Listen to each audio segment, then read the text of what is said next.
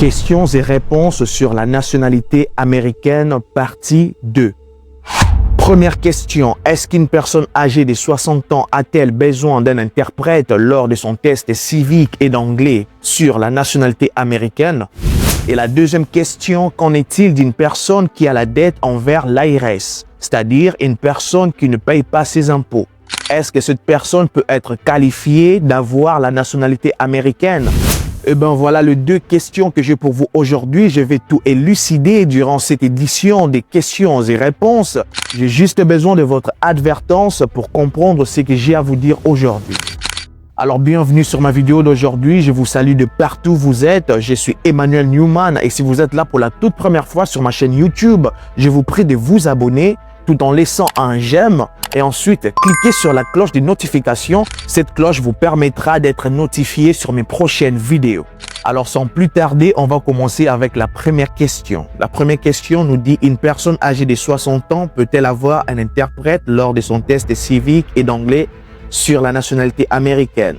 Une personne âgée de 60 ans ou plus peut bénéficier d'exemptions et d'accommodations pour les tests civiques et d'anglais lors de sa demande de naturalisation américaine. Exemption pour l'anglais et les tests civiques. Numéro 1. Règle des 50/20. Si la personne a 50 ans ou plus et a vécu au moins 20 ans aux États-Unis en tant que résident permanent, elle n'a pas besoin de passer les tests d'anglais. Elle devra passer les tests civiques, mais elle peut le faire dans sa langue maternelle avec un interprète. Numéro 2. Règle des 55/15. Si la personne a 55 ans ou plus et a vécu au moins 15 ans aux États-Unis en tant que résident permanent, elle est aussi exemptée du test d'anglais. Elle passe uniquement les tests civiques et peut utiliser un interprète. Numéro 3. Règle des 65/20. Exemption supplémentaire. Si la personne a 65 ans ou plus et a vécu au moins 20 ans aux États-Unis et exemptée du test d'anglais, peut passer une version simplifiée du test avec moins de questions, peut utiliser un interprète dans sa langue maternelle. Voilà la réponse à cette question, mais j'ai quelque chose d'autre à rajouter. Ici, on nous dit cas des handicaps ou difficultés médicales. Si la personne ne comprend pas l'anglais à cause d'un handicap médical, exemple troubles cognitifs, Alzheimer, elle peut demander une exemption totale du test via le formulaire N648 rempli par un médecin. Alors pour conclure, on nous dit ceci.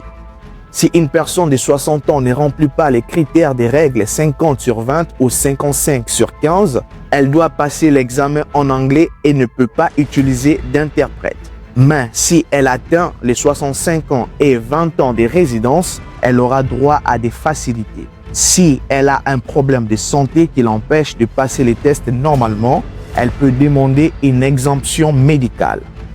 Alors voilà toutes les réponses que j'avais pour vous concernant la première question. Alors passons maintenant à la deuxième question. Alors pour la deuxième question, ici ça concerne beaucoup plus ceux-là qui ont des dettes envers l'IRS, ceux-là qui ne payent pas les impôts. Est-ce que ces gens-là peuvent avoir la nationalité américaine ou non? On va tout découvrir dans cette édition. Alors la question nous dit ceci. Est-ce qu'avoir la dette envers l'IRS peut disqualifier une personne à avoir la nationalité américaine? Voici la réponse. Avoir une dette envers l'IRS, impôt impayé, ne disqualifie pas automatiquement une personne pour la naturalisation américaine, mais cela peut poser un problème si ce n'est pas géré correctement. Premier point, impact des impôts impayés sur la naturalisation. Qu'est-ce que cela nous dit? L'USCIS exige que les demandeurs de citoyenneté aient une bonne moralité. Ne pas payer ses impôts peut être considéré comme une violation de loi fiscale, ce qui peut entraîner un rejet de la demande. Cependant, si la personne a un accord de paiement avec l'IRS et respecte les échéances, cela ne devrait pas affecter sa demande. Alors je passe maintenant au deuxième point. Que faire si on doit de l'argent à l'IRS? Si une personne a des dettes fiscales, voici les étapes recommandées avant de déposer sa demande de citoyenneté. Premièrement, vérifiez et déclarez tous les impôts. Assurez-vous que toutes les déclarations des revenus ont été soumises correctement. Deuxièmement, mettre en place un plan de paiement. Si vous ne pouvez pas payer la totalité de la dette, contactez l'ARS pour établir un plan de paiement officiel et suivez-les strictement. Troisièmement, fournir une preuve du plan de paiement lors de l'entretien de naturalisation. Apportez des documents prouvant que vous avez un accord avec l'ARS et que vous respectez le paiement. Quatrièmement, réglez autant que possible. Si possible, payez au moins une partie de la dette avant de soumettre la demande peut montrer la bonne foi du demandeur. Si vous souhaitez obtenir la nationalité américaine et que vous avez des dettes avec l'ARS, je vous conseille d'appeler l'ARS et de vraiment bien régler votre situation avant que vous fassiez votre application formulaire N400. Alors pour le troisième point, ici ça nous dit que se passe-t-il si quelqu'un ne fait rien pour payer ses dettes fiscales.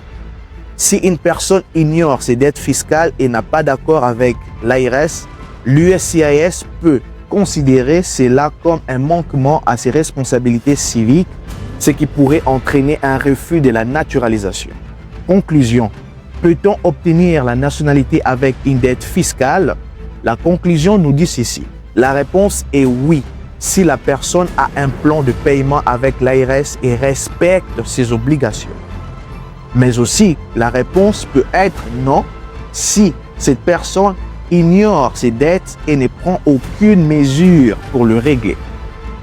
Alors voilà tout ce que j'avais prévu pour vous comme questions et réponses concernant la nationalité américaine. Et si vous pensez que cette vidéo vous a plu, faites un max de partage. Merci.